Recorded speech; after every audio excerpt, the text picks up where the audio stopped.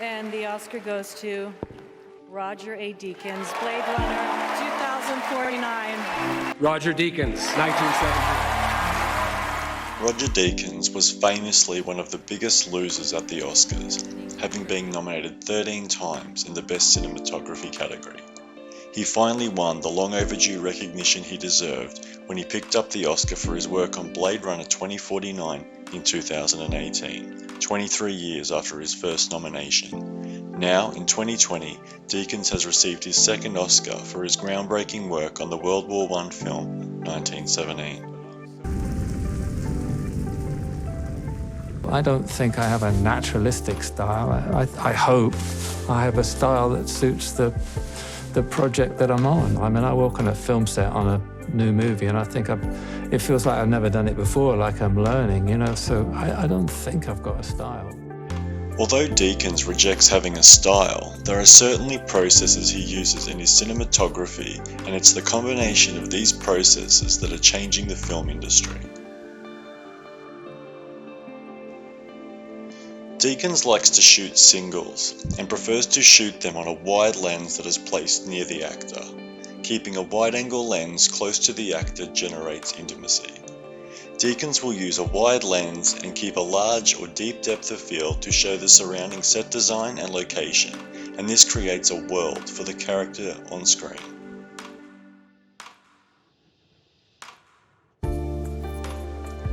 Deakins will shoot handheld footage when necessary, but in the majority of his films he uses stable footage. Stable footage that he lets linger, giving the audience more time to consume and digest the images on screen.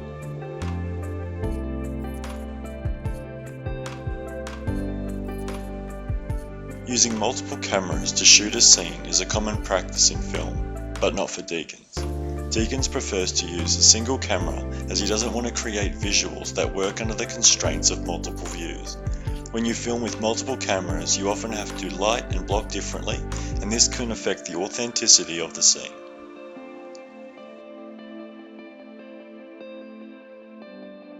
Unlike most cinematographers, Deakins chooses to operate the camera himself. Deakins believes the camera operator is the best job on set, and he loves the immediacy of controlling the camera and seeing what the audience will see. Although he is known as a meticulous planner, Deakins believes that there is an instinctive aspect of his process that is important for him to preserve. It's so much about the movement of the camera and the composition. You want to be open to the sort of little things that happen on a set.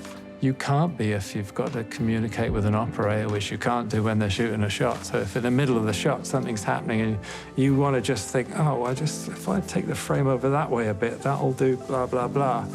Prior to the mid-1980s, the common method of color grading a film was converting the analog medium, film, to another analog medium, the telecine output, adjusting the colors and then converting it back to the original analog medium.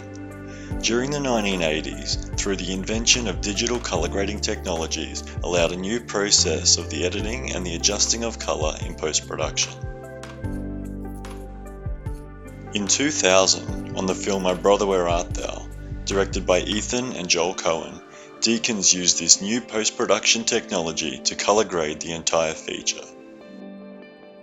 When they were talking about this picture, and they were talking about this Dust Bowl era sort of look, and so then became this whole issue how to alter the image enough to get the look they wanted.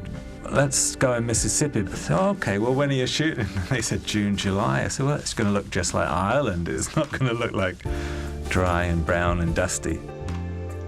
The difference between the raw footage and the final product speaks for itself, and it's been said that the color in this film became one of the characters. Deakins was nominated for Best Cinematography in 2001 for this film, and gorgeously illustrated the potential of digital filmmaking and ultimately changed the way films are made.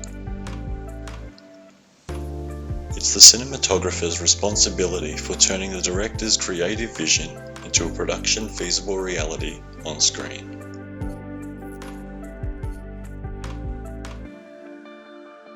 Deakins was nominated for the Best Cinematography Oscar for Unbroken in 2015 by fulfilling director Angelina Jolie's vision of conveying colour and contrast and producing cinematography that relies on real beauty and practical sets.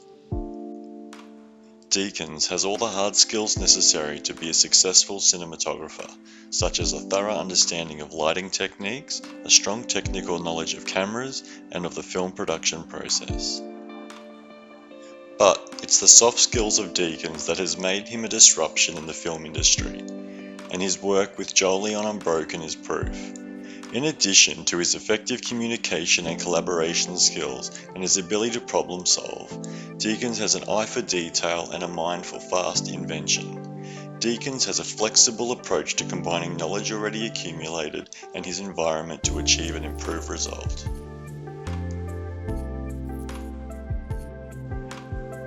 Deakins' most recent achievement was winning the Oscar for Best Cinematography in 2020 for the Sam Mendes epic 1917. The entirety of 1917 follows a pair of two young World War I soldiers trying to deliver a message to stop an attack. It was not actually shot in one take, but rather a series of continuous uncut shots that were then cleverly connected to give the feeling of one long take. After a while, you're just not aware it's a single shot. You're just completely drawn in, and it's almost like it's a magnet or something. The fact it is one shot. Deakins' reputation and his ability to pull off the one-shot strategy for Mendes was used to both fund and later market this film. Deakins is establishing himself as his own brand in the film industry, and as a result is not limited financially on a production. And now, the economic environment Deakins now works within will continue to inform his disruption in the film industry. Deakins' work and achievement in film has generated a significant disruption in the industry and has contributed to his increasing audience on both the consumer level and in the film industry itself. As a result of Deakins' disruption, the skills required to succeed in the film industry are changing. Having all the technical skills and experience to be a great cinematographer is no longer enough. It's the soft skills, the skills that cannot be taught in a classroom, combined with passion and work ethic that are now required to achieve success in the industry.